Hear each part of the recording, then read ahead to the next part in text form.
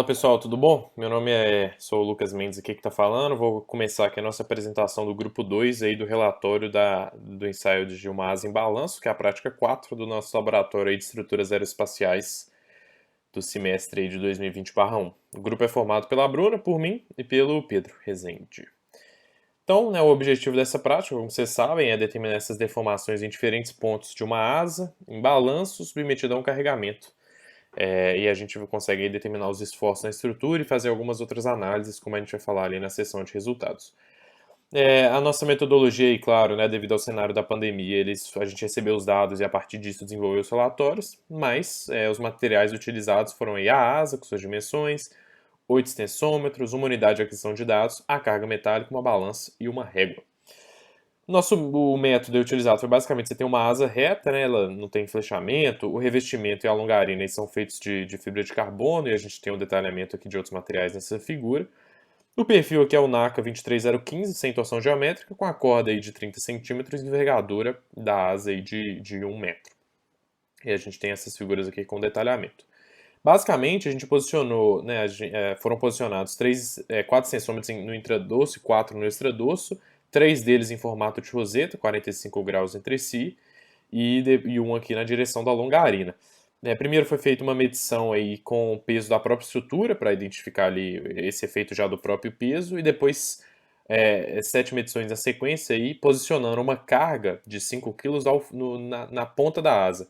Primeiro a 3, depois a 6, 10, 15, 20, 24 e 7,5 centímetros a partir do bordo de ataque dessa asa. E aí no extradorso, a gente tem no extradorso e no intradorso a gente tem aqui o posicionamento dos extensômetros, né, a representação aqui com a indicação do número de cada um que é correspondente ali com os nossos resultados.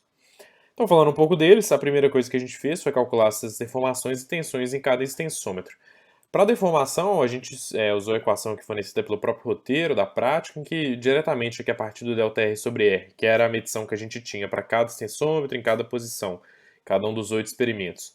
E o GF aqui, que é 2,5, a gente consegue calcular as deformações que estão aqui na unidade de 10 a menos 6. As tensões, para calculá-las, a gente aplicou diretamente a lei de Hooke, tendo esses resultados aqui em megapascal. A gente usou o modo de elasticidade como sugerido lá do ensaio de tração, que a gente realizou há pouco tempo, e isso aqui tem algumas limitações, a gente vai discutir elas um pouco lá nas fontes de erros, mas aplicando aí diretamente a fórmula, são esses os resultados. Falando das tensões principais, então a gente parte da roseta aqui, tem um modelo da roseta aqui na figura 5 que a gente utiliza, né, que foram utilizadas as equações aí do Maxwell. E a gente fez uma correspondência aqui, né, entre essa anotação, que está ABC, e a anotação das figuras aqui, né, da esquerda para a direita, 1, 3, 2, 4, 6, 5, que foi o que a gente utilizou. 1, 3, 2, 4, 6, 5. E aí, o que a gente fez? Né? Pegou as equações lá, tem a equação para as deformações principais E1 e ε1 e ε2 aqui aí em função das deformações medidas pelas rosetas, e a partir dessas deformações principais, a gente consegue calcular as tensões principais também através dessas duas fórmulas, sabendo que o módulo aí de cisalhamento, né, o módulo de Poisson, ele é 0,25. E aí, a partir disso, a gente consegue calcular as tensões principais, foram os resultados que a gente teve aqui, tanto para o extradorso quanto para o intradorso. Vale destacar que elas são diferentes, o que era esperado, dado que o perfil ele não é simétrico, né? Então a gente já esperava isso. E aí, qual que é o efeito aí desse afastamento? À medida que, daqui, né, de cima para baixo, que a gente tem o carregamento se afastando do bordo de ataque. No extradorso, isso leva a uma diminuição da tensão principal 1 aqui, sigma 1, e um aumento da sigma 2, enquanto no intradorso acontece o contrário. Sigma 1 vai diminuindo, enquanto sigma 2 vai aumentar. Não, o contrário, né, pessoal? Então, no intradorso, isso mesmo, um aumento aí de sigma 1 e uma diminuição do sigma 2. Me confundi aqui, peço perdão. E aqui é porque o experimento 8, na verdade, ele teria que estar nessa posição aqui, né? Que ele equivale a 7,5 centímetros aí do bordo de ataque, mas a gente fez assim para facilitar as contas ali no nosso Excel. Então, os resultados das tensões são esses. Estão bem dentro aí dos limites de escoamento, como a gente vai ver na sequência desse material. Afinal, a carga ali era pequena, né? No ensaio de tração, a gente estimou 580 megapascal, e aqui a gente está falando de bem menos disso, afinal foram só uma carga aqui, como a gente viu aqui na seção dos materiais, de 500 gramas, essa carga metálica. E aí agora na sequência eu vou passar a palavra para o Pedro, que ele vai conduzir um pouco aí das discussões sobre centro de cisalhamento. Obrigado, pessoal. Bom, dando continuidade aqui então, essa sessão aqui é da determinação do centro analítica experimentalmente. Para fazer a determinação analítica, a gente usa aquela análise do Megson, para isso a gente precisa idealizar a estrutura. Então a gente calcula os booms aqui, no caso seriam 4 booms, nas interseções entre o revestimento e a longarina. A gente supõe aqui que seja simétrico essa região, porque não vai fazer grande diferença, né? O perfil não é simétrico, evidentemente, mas não vai fazer grande diferença para esse tipo de análise, né? Faz mais diferença, provavelmente, com certeza faz mais diferença para a análise fluidodinâmica disso daí. Mas aqui não vai fazer grande diferença, porque é muito próximo aqui mesmo, provavelmente eles estão à distância aqui do centroide muito parecidas, então não vai fazer grande diferença. Então, para ficar mais simples, principalmente na questão de determinar a razão entre as tensões entre os booms, né, facilita bastante. Então, como isso facilita? Como a gente supõe que é simétrico, então a gente diz que a razão entre a tensão no ponto 1 e a tensão no ponto 2 é menos 1. Ou seja, uma é inverso da outra. Uma é o oposto da outra, na verdade. Né? E a razão entre 1 e 2 é 1. Ou vai ser algo muito próximo de 1, de fato, né? Porque você vê que isso aqui é praticamente uma horizontal. Ele tem um pouquinho de inclinação aqui, mas é muito próximo de horizontal. Então não vai fazer grande diferença para uma estimativa, né? Então, o que decorre disso? Decorre que o boom em 1 vai ser igual, a área do boom 1 vai ser igual à área do boom 4, e a área do boom 2 vai ser igual à do boom 3. E a partir daí a gente vai ter todas as áreas, então, desses booms determinadas, a gente consegue calcular o momento de inércia. O momento de inércia vai ser fácil de calcular, porque a gente supõe que então vai ter um eixo horizontal aqui, que seria o eixo de simetria. Então, basicamente, você tem que calcular a contribuição do boom 1 e do boom 2 e multiplicar por 2, ou do 3 e do 4 multiplicar por 2, é a mesma coisa, né? É um simétrico aí. E é bem simples, né, a determinação da contribuição aí para esse momento de inércia. Como é uma área concentrada, você só multiplica a área pela distância ao quadrado do eixo, né, que você está tomando. Então é bem simples. Bom, a partir daí a gente consegue calcular, com o momento de inércia e com as áreas dos booms, a gente consegue calcular os fluxos base. Mas para fazer isso, a gente supõe que em cada seção cada célula tem uma seção com corte. Então a gente corta aqui em 1, a gente corta aqui em cima em 2, a gente corta em 3. Como em 3 aqui, tudo isso aqui é uma seção só, o fluxo aqui vai ser zero, aqui o fluxo em cima onde você cortou também vai ser zero, todo lugar onde você corta é zero o fluxo base. Então aqui zero também. Como aqui é simétrico, aqui é zero, aqui embaixo também vai ser zero. Isso você pode fazer por conta também. É uma coisa que o fluxo que é adicionado, por exemplo, aqui nós temos fluxo zero de 3 e 4. Quando a gente passa pelo boom 4 aqui, o boom 4 ele adiciona uma contribuição aí para o fluxo. E aí depois o boom ele vai retirar essa contribuição, porque ele tem a mesma área, só que ele está posicionado opostamente aqui no eixo horizontal, em relação ao eixo horizontal, em relação ao 4. Então aqui, por exemplo, vai somar uma contribuição x, aqui era zero, né? Passou por 4, soma a contribuição x. Passou por 1, perde a contribuição x e se torna zero de novo, evidentemente, porque isso aqui é simétrico. Então é isso aí que acontece. Então aqui é zero também. Só vai sobrar fluxos base aqui e aqui. 4,1 e 3,2 aqui. Nesses dois segmentos. Então, tendo esses fluxos base, a gente precisa depois calcular esses fluxos de fato, né, que acontecem nesse corte, né? Porque para compensar essa coisa que a gente cortou, né? Porque esses cortes são feitos para possibilitar a análise, depois a gente calcula esses QS0 para corrigir isso daí, porque não é cortado, né? Nada disso daí é cortado. Aí isso é feito para cada célula, você tem uma expressão lá da torção. Então, você vai fazer uma equação para cada célula, que essa torção depende desses fluxos base que influenciam na célula e dependem dos fluxos S0, né, que é esses fluxos de fato aí por causa do corte, de células adjacentes. Então aqui na 1, por exemplo, você vai ter uma contribuição aqui dessa célula 2 negativa aqui para a célula 1. E na célula 2 você vai ter uma contribuição negativa da 1 e da 3 desse QS0 de cada uma delas, né? E por aí vai. Isso acontece porque você toma como uma convenção aqui esse fluxo no sentido anti-horário como positivo. Então aqui para a célula 2, aqui, por exemplo, na seção 4.1, para baixo, o fluxo para baixo é o fluxo positivo. Só que para 1, se você faz o anti-horário aqui, é para cima o fluxo positivo. Então, isso aqui contribui negativamente. Em todo caso, acontece isso com a seção adjacente. No caso da 2, como tem duas, acontece com as duas. Então, vão ter 3 equações com 3 incógnitas, que seriam os QS0, o QS01, o QS02 e o QS03, que é o QS0 de cada célula, que é uma constante que vai ser somada ao fluxo base em todos os segmentos daquelas que fazem parte daquela célula, inclusive os segmentos que estão compartilhados com as outras.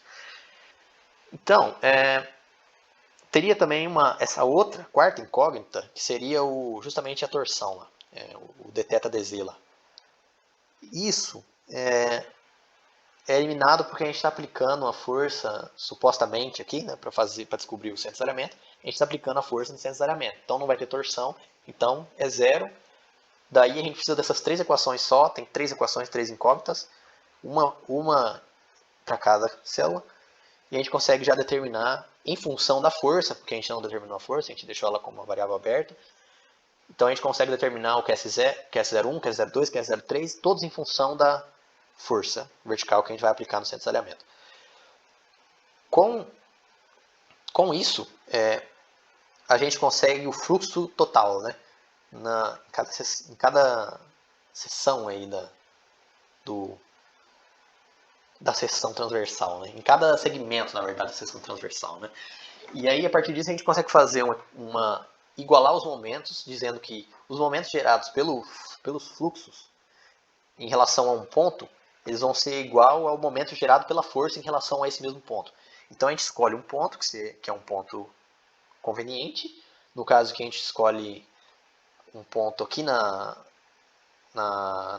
segmento 4.1 aqui, não importa a posição vertical, porque a gente não está calculando a posição vertical do centro de cisalhamento. Então, escolhemos aqui 4.1, porque esse 4.1 a gente vai anular um dos momentos dos fluxos base, né? Como a gente tem 2 fluxos base, 4.1 e do 3.2, a gente podia escolher também em cima de 3.2 e anular esse fluxo base. Mas a gente anula o 4.1 mesmo, tanto faz. E os outros fluxos, os QS0 lá de cada célula, eles são a contribuição deles para o momento são computados de outra maneira, utilizando a área por uma integral lá que acaba ditando isso daí. Então, você utiliza a área, você não precisa calcular a distância de nada e tudo mais. Então, não faz diferença para essas áreas aqui que tem só QS0, não faz diferença onde você vai escolher, em questão de simplificar o cálculo.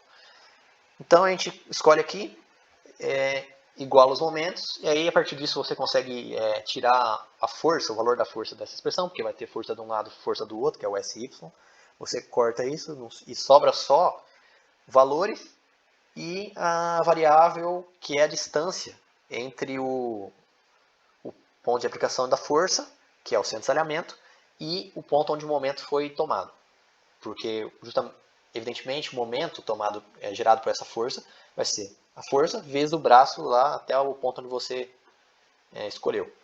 Então, essa distância é a distância do centro de alinhamento.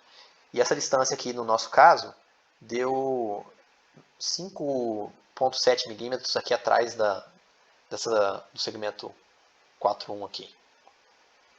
E também é importante falar isso daqui, que para fazer essas expressões, as expressões de torção para cada célula, a gente, como os materiais variam e consequentemente o módulo de cisalhamento varia, a gente precisa, para facilitar os cálculos, para facilitar muito, na verdade, né?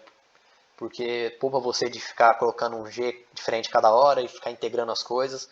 Isso aqui ajuda bastante. Você seleciona um G de referência entre os que você tem, e aí você consegue determinar uma espessura ponderada, que você, para ponderar, você utiliza essa razão entre o modo de cisalhamento do segmento que você está analisando, ou seja, a qual a espessura é relativa, e o modo de cisalhamento de referência que você selecionou. No caso, a gente selecionou o maior como referência, que é o do carbono, né? E ficou bem pequeno a espessura ponderada desses laminados aqui com essa espuma, né? Ficou bem menor do que seria o caso. E aí a gente calcula também essa razão entre o comprimento de cada segmento e a espessura ponderada, porque isso facilita bastante também na hora de você computar, por exemplo, o perímetro que você vai utilizar nessas equações de torção. Porque lá você não vai utilizar esse perímetro aqui de fato, sabe? Você utiliza um perímetro considerando um comprimento meio alterado por essa ponderação. E que é expressado melhor no Megson, tem nos anexos aqui também como foi feito, mas é bem simples na verdade. Você só pondera e aí vai alterar o T, vai virar um T asterisco, e aí você utiliza esse T asterisco em vez de utilizar o T normal. E aí esses comprimentos, na verdade, você vai dividir eles por essa espessura ponderada, e aí você vai gerar alguns deltas lá, que é os deltas que o Maxwell utiliza lá, que você usa nessas expressões de torção para fazer o cálculo da contribuição para a torção desse esquece zero, que você calculou que são os fluxos de desalhamento originados dos cortes, tudo mais. Então foi 5.7. Sobre os cálculos que estão em anexo, eu fiz um pedaço está feito a manuscrito, principalmente as fórmulas colocadas, e depois foi resolvido matemática, porque é conveniente, né? Pelo fato de ter que carregar o valor da força, que é uma variável, na verdade, até o final, porque você não especifica, né? É conveniente usar a matemática aí, a gente usou, então a resolução foi feita por lá no final. Para determinação experimental, a gente não conseguiu fazer. Porque a ideia que a gente teve sobre isso aí é a seguinte: como a gente tem você está aplicando uma força lá na asa, se você está aplicando fora do centro de cisalhamento, você está gerando os efeitos gerados são os mesmos de que se você aplicasse essa força no centro de cisalhamento e somasse um torque puro. Então, a gente pensou em ver essas tensões aí, cisalhantes geradas nesse aspecto, que elas foram geradas por um torque puro mais a força que é sempre aplicada no centro de cisalhamento. Evidentemente não é isso que acontece, mas os efeitos são os mesmos. Então a gente pode analisar desse jeito, no sentido que essa força que a gente estaria aplicando sempre no centro de cisalhamento, o efeito que ela tem de gerar fluxo de cisalhamento é sempre o mesmo. Como ela está no centro de cisalhamento, não muda. Quando você varia a posição da força vertical, você está variando o torque que está sendo gerado só. Então é o torque que está sendo gerado que acrescenta ou decresce desse fluxo. Então, toda variação é proveniente do torque. É essa que é a visão aqui que foi tomada. Que faz sentido. Que é o que o Megson considera várias vezes lá e explicita falando disso várias vezes. Então, como a gente está considerando então que, por exemplo, medimos lá uma tensão acisalhante de X. Desse X, dessa tensão cisalhante, uma parcela dela, independente de qual for a posição da força, uma parcela dela fixa, uma constante, sempre é decorrente da força. Simplesmente do valor da força que estaria supostamente sendo aplicada, na verdade, no centro de desalhamento. E o resto que sobrar é o que é a contribuição do torque. Então, quando você encontraria o centro de desalhamento? Quando a contribuição do torque fosse inexistente. E como a gente não consegue falar qual é a contribuição do torque e qual é a contribuição da força, o que pode ser analisado? A troca de sinal da derivada. Porque você vai ter, por exemplo, digamos, você coloca a força do lado esquerdo, por exemplo, do centro de desalhamento. Você vai gerar um torque de um sinal. Se você coloca do lado direito, você vai gerar um torque do outro, de outro sinal. Então, quando você passa pelo centro de desalhamento, a ideia era que a derivada dessa curva, que seria o fluxo, o cisalhamento pela posição, né, um gráfico de cisalhamento pela posição, essa curva, a derivada seria zero quando ela fosse trocar de sinal. Ou seja, por exemplo, ia vir decaindo, decaindo, decaindo o cisalhamento, de repente ia ficar zero e ele ia começar a subir em vez de cair. E aí, nesse ponto, onde você vê essa diferença de comportamento, a mudança desse comportamento, que é a mudança do sinal da derivada, evidentemente, é onde estaria ali aproximadamente o centro de cisalhamento. Justamente porque quando você passa por ele, você troca de sinal a contribuição do torque. O torque gera um fluxo de cisalhamento diretamente proporcional. Também tem outras, contribui também com isso a área, afins. Mas é diretamente proporcional. E o fluxo de cisalhamento é a tensão cisalhante vezes a espessura. Então é tudo diretamente proporcional, resumindo. Então você pode analisar simplesmente o cisalhamento, você não precisa necessariamente calcular o fluxo de cisalhamento. Basta calcular o cisalhamento, a tensão, né, cisalhante. Entretanto, quando a gente olha os resultados aqui das tensões cisalhantes,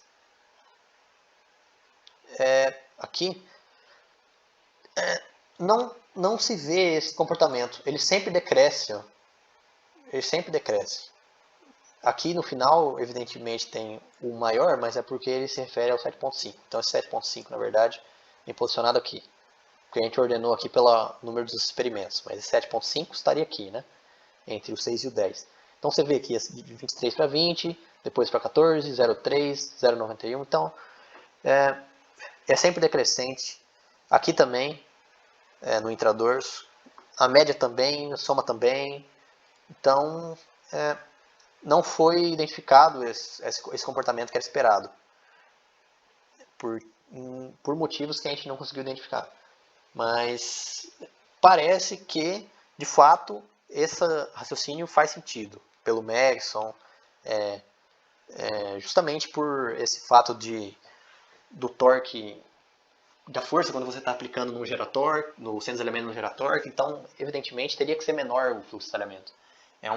Está gerando menos cisalhamento ali, porque a componente do torque não existe. Então, teria que ser um mínimo ou até um máximo, dependendo das referências que forem tomadas. Resumindo, ia ter que ser um ponto com a derivada nula que a gente não encontrou. É simplesmente uma curva decrescente. E não sabemos dizer porquê. Na longarina estão posicionados os extensômetros 7 e 8. O 7 está no extradorso e o 8 no intradorso. Os resultados são apresentados aqui nessa tabela e percebe-se que as tensões no extradorso, que são tensões de tração, são em torno de 10,7 megapascal e no intradorso em torno de 3 megapascal, tendo uma tensão muito maior no extradorso. Pelo nosso primeiro ensaio, que foi o ensaio de tração, concluímos que o limite de escoamento do carbono bidirecional é em torno de 580 megapascal. Logo, o revestimento da nossa asa trabalha em um valor de tensão bem abaixo desse limite. Logo, a asa ela consegue suportar uma carga muito maior do que os meros 500 gramas utilizados no experimento. Agora, fazendo uma comparação dessas tensões longitudinais sobre a longarina com as extensões longitudinais nos extensômetros da roseta, que no extradorso nós comparamos o extensômetro 7 com o extensômetro 2, que o 2 deu em torno de 3,5 megapascal, um pouco mais, um pouco menos. E no intradorso foi o extensômetro 8, comparado com o extensômetro 5, que deu aqui o extensômetro 5 em torno de 5 megapascal. Nós concluímos que a diferença entre esses valores se deve ao fato de, se for olhar na imagem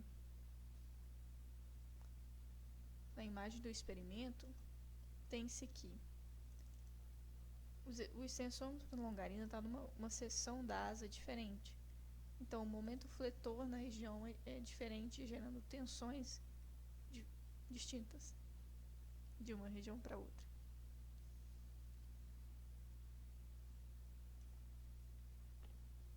Vamos falar aqui das possíveis fontes de erro. Uma, que o valor do módulo de elasticidade utilizado para esse ensaio foi obtido do ensaio de tração. Lá, nesse primeiro ensaio de tração, foi feito um corpo de prova laminado com fibra de carbono bidirecional. Mas nós não sabemos se o processo de laminação, a quantidade de lâminas, quantidade de resina utilizada nesse corpo de prova é igual ao que foi feito com essa fibra de carbono da asa. Logo, provavelmente há uma diferença aí no valor do módulo de elasticidade. Mas mesmo assim nós utilizamos, como foi recomendado, utilizar o do ensaio de tração. Além disso, a fibra de carbono é um material ortotrópico. Logo, esse módulo de elasticidade não é igual em todas as direções. E aqui nós utilizamos para todos os extensômetros, seja ele em 0 graus, 45 graus ou 90 graus, o mesmo valor para o módulo de Young. Isso é uma grande fonte de erro do nosso ensaio.